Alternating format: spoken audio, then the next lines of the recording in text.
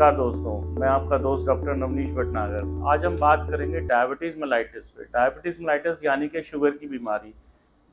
पूरी दुनिया में अगर देखें तो 15 से 20 करोड़ लोग शुगर की बीमारी से ग्रस्त हैं और हिंदुस्तान में इसकी संख्या लगभग 8 से 10 करोड़ है। यानी कि हम सब एक शुगर के बम के ऊपर बैठे हुए हैं। अगर हम इसका ध्यान नहीं रखेंगे तो आने वाले टाइम में हम बहुत सारी बीमारियां अपने शरीर के अंदर देखेंगे। खाली पेट अगर शुगर लेवल को देखें तो ये 70 से 100 तक माना जाता है, और जो खाना खाने के बाद का लेवल है वो 100 से लेकर 140 तक माना जाता है। इतना लेवल अगर आपका ब्लड स्ट्रीम में आता है तो ये शुगर के मरीज आप नहीं कहलाते। लेकिन अगर इससे ज़्यादा बढ़ता है तो हम इसको कह सकते हैं कि आप शुगर के मरीज हैं। शुगर के मरीज से पहले होने से पहले एक और स्टेज आती है जिसमें हम कहते हैं प्री डायबिटिक है, यानी कि आप धीरे धीरे धीरे बद परहेजी करके शुगर की तरफ बढ़ते चले जा रहे हैं। अब हम बात करते हैं कि शुगर होती क्यों है। अगर हम उसको देखें तो हमारी बॉडी जो है ना, बहुत सारे सेल से मिलके बनी है। सेल मिलके टिश्यू बनाते हैं, टिश्यू बना के टिश्यू मिलके एक बॉडी का निर्माण करते हैं। इन सेल्स में प्रोटीन रिसेप्टर्स लगे होते हैं जिनका मुंह अक्सर हमेशा बंद रहता है। जब भी शुगर और इंसुलिन मिलके इसके दरवाजे तक पहुंचते हैं तो ये दरवाजे खुल जाते हैं और शुगर हमारे सेल के अंदर चली जाती है, जिससे कि एनर्जी में बदल जाती है। अगर इंसुलिन ना बने या इंसुलिन शरीर में कम रहे तो ये रिसेप्टर्स खुलते ही नहीं है दरवाजे, और शुगर जो है वो वापस हमारे खून में चली जाती है, चाहे वो छोटी नली में जाए या बड़ी नली में चली जाए। बड़ी नली में जाती है तो दिल की बीमारी, हार्ट अटैक जैसा हो सकता है, स्ट्रोक हो सकता है।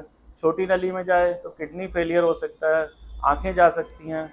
इस तरह से नेफ्राइटिस हो सकता है, पेरिफेरल नेफ्राइटिस हो सकता है, गैंग्रीन हो सकता है।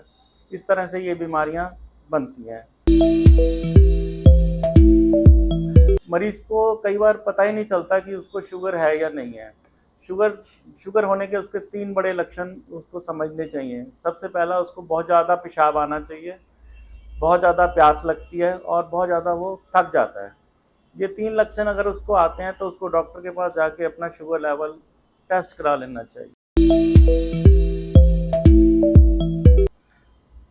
दोस्तों, अगर शुगर का इलाज समय पर ना किया जाए तो ये बहुत सारी बीमारियों को जन्म देता है, जैसे हार्ट डिजीज़ हैं, रेटिनोपैथी है। तो 10 लाख लोग हर साल शुगर से अंधे हो जाते हैं। तीसरा, पेरिफेरल नेफ्राइटिस है। इंसुलिन हमारे शरीर में क्यों नहीं बनता, अब हम इस बात को देखते हैं। हम अपने माता पिता की जीन से ही बने हैं। हो सकता है उनकी जीन्स में कभी कोई बीमारी रही हो, शुगर जैसी, हाइपरटेंशन जैसी, तो वही जीन्स हमारे शरीर में आ जाते हैं और हम शुगर के शिकार हो जाते हैं। इंसुलिन शरीर में कम बनती है, इसके और भी कई बड़े कारण हैं, जैसे कि हमारा आज का लाइफस्टाइल में हम ज़्यादातर खाने पीने का हो जाता है। आजकल ज़्यादा हम लोग चल भी नहीं पाते और मेंटली स्ट्रेस रहते हैं। फिजिकल एक्टिविटी हमारी काफ़ी कम हो गई है। ये सब कारण जो है इंसुलिन को कम करते चले जाते हैं हमारे शरीर से। एक और तरह का डायबिटिक होती है, उसे हम कहते हैं गेस्टेशनल डायबिटिक, यानी कि जब लेडी एक प्रेग्नेंट होती है तो उसके शरीर में इंसुलिन बननी कम हो जाती है, लेकिन वो एक शॉर्ट पीरियड के लिए होता है। जैसे ही बच्चे की डिलीवरी हो जाती है तो वो वापस इंसुलिन बनने लगती है। हाँ, 1 या 2% लेडीज़ ऐसी होती हैं जिसमें इंसुलिन का निर्माण बाद में नहीं होता और उसको डायबिटीज़ की दवाइयाँ खानी पड़ती हैं। अब हम बात करते हैं कि शुगर के मरीज़ को क्या खाना चाहिए और क्या नहीं खाना चाहिए। हमारे खाने में 3 इम्पॉर्टेंट चीज़ें होती हैं: प्रोटीन, फैट और कार्बोहाइड्रेट। कार्बोहाइड्रेट जो है वो शुगर के लेवल को बढ़ाता है, इसलिए हमें हमारे खाने में से वो सब चीज़ें हटा देनी चाहिए जो कार्बोहाइड्रेट को बढ़ाती हैं। हम बहुत सारे फलों को खा सकते हैं जिसमें कार्बोहाइड्रेट की मात्रा काफ़ी कम रहती है, जैसे कि नारियल, खरबूजा, आलू बुखारा, खुमानी, चेरी, जामुन। ये सब हम खा सकते हैं क्योंकि इसमें कार्बोहाइड्रेट की मात्रा 2 से 2.5% के आसपास ही रहती है।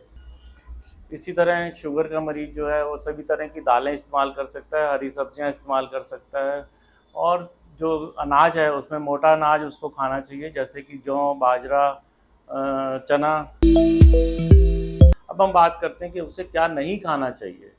उसको किसी भी तरह की मीठे फल जिनमें कार्बोहाइड्रेट की मात्रा ज़्यादा होती है उनका इस्तेमाल नहीं करना चाहिए, जैसे केला है, चीकू है। इनमें शुगर की मात्रा बहुत ज़्यादा होती है तो इसलिए वो ना खाएं। दूसरा, जितने भी कोल्ड ड्रिंक्स हैं या रेडीमेड ड्रिंक्स आते हैं उनका इस्तेमाल उसको नहीं करना चाहिए। बढ़ी हुई शुगर को अगर आप ध्यान में नहीं रखोगे या उसका समय पे इलाज नहीं कराओगे तो अंधापन और पैरालिसिस, दिल का दौरा, किडनी की बीमारियां, ये सारी की सारी उसको धीरे धीरे शरीर में आने लगती हैं।